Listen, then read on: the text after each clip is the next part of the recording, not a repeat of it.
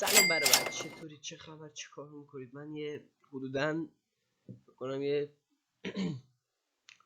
1 ماه و 2-3 روز نبودم، فکر کنم آره 1 ماه 2-3 روز نبودم. دلیلش این یه اساس کشی خیلی ریز بود.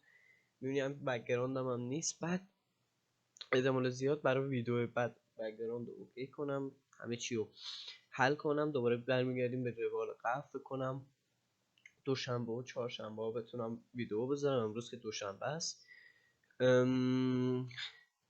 همین دیگه. بی معطلی بریم واسه.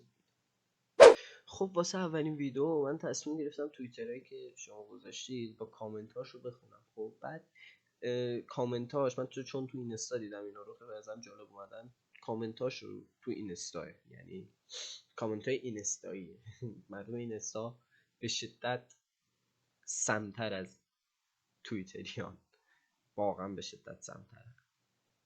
بعد واسه ویدیوها تا موقعی که حالا چنل بره یکم بالاتر، میخوام ویدیوها رو حدودا 5 دقیقه 6 دقیقه بذارم که زیاد مثلا به اون بیننده که تازه اومده داخل چنل فشار نیاد. مثلا حالا چون من زیاد حالا شاید با دوربین کار با دوربینم خوب نباشه، نمیدونم فعلا نوع حرفایی که میزنم شاید به دل کسی نشینه.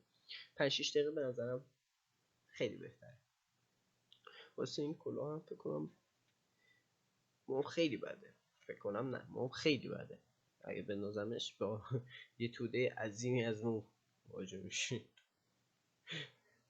بریم واسه اولین عکسمون ها. نظر قپالی.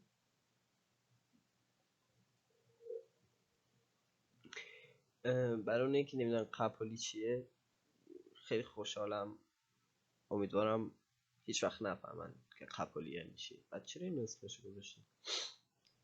میگه از وقتی که فهمیدم جمون به علت افسردگی بازیگری ها گذاشته کنار و فقط بچه داری مشغول شده، دیگه اون آدم سابق نشده. آخه ناموسن کی حتی وایسا قیافش رو ببین. انگار با پت 5 بار زدی تو صورتش. نه حالا انگار تو خدا نباشید. البته موقع میگم خیلی خوشگل در منظورم سه قلو هم انداخته ستون. ماشاءالله. حالا بریم کامنت ها.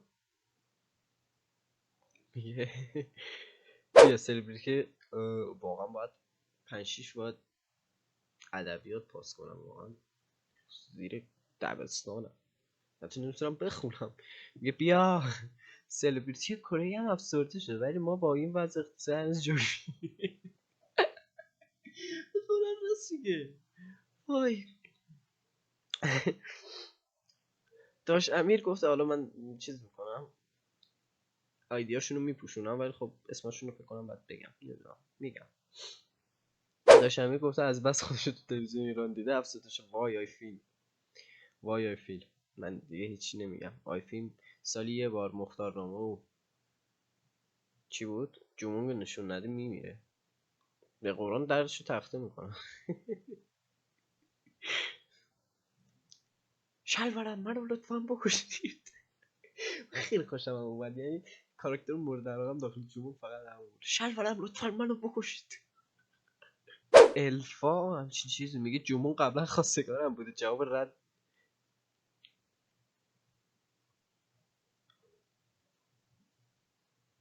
خوشم میاد تو دور زمانیه که همه میرن دنبال سیگار و گلو، این شیشه میکشه. این شیشه میکشه خوبه، حداقل مثل بقیه مردم نیست بره دنبال سیگار و این شیشه میکشه. خیلی جدی شوهرم هم از کانادا اومده سراغ قاطیایی که دوتا دستکش آورده توش چی بهش میگن، مال موتور سواریه. دوتا شورت آورده. دوتا دو لین جوراب. خوبه دیگه چی میخوای؟ شوهرمه دقیقا نباید هیچ انتظاری داشته باشه. تو برای 5-6 تا مسواک آورده که اونم فکر کنم داره غیر مستقیم بهت میگه که دهنت بو میده داداش.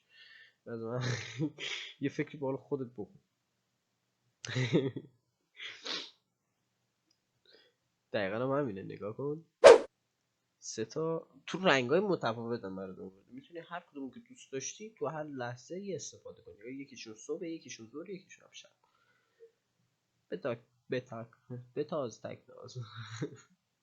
حالا که مونتاژ رضا داشتم میگه انتظار دارید طلا جواهر بیارن، هم که شوهرمتون شما رو یادش بود. بس به خدا راست میگه. شوهرمه واقعا ازش انتظار داری؟ میگم واقعا باید 2-3 جلسه ادبیات پاس کنم. داشتم اوقاب میگه عکسی فوق‌العاده و بی‌نظیر از طبیعت که شبیه به یک مرد زیباست، وقتی از دور انگار از دو زمین من نشسته به دور نگاه میکنه.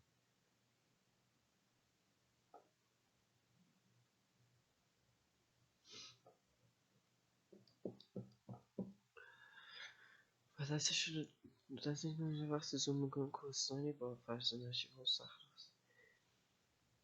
تو گروه واتساپیا بود قدیما، سبحان الله، یک جغد کلی شیر روشه. صوت سفیر البلبولی.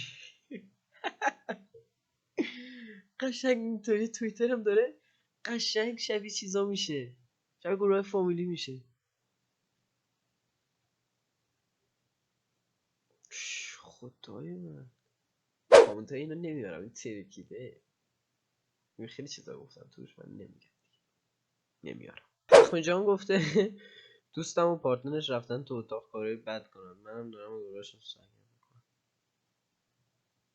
داشت اسمت ناموسا خیلی برازنده. اخم جان سعید گفته میگه اسم اکانت و کاری که توش مشغولی کاملا دلیل راست راست میگه. خب نمیشه چیزی بگم. فوش نده، فوش نده متینا، فوش نده. بلوط کلمه بله است ولی خب خوشگل ترش، یا بله خوشگل نیست ولی بلوط خوشگل.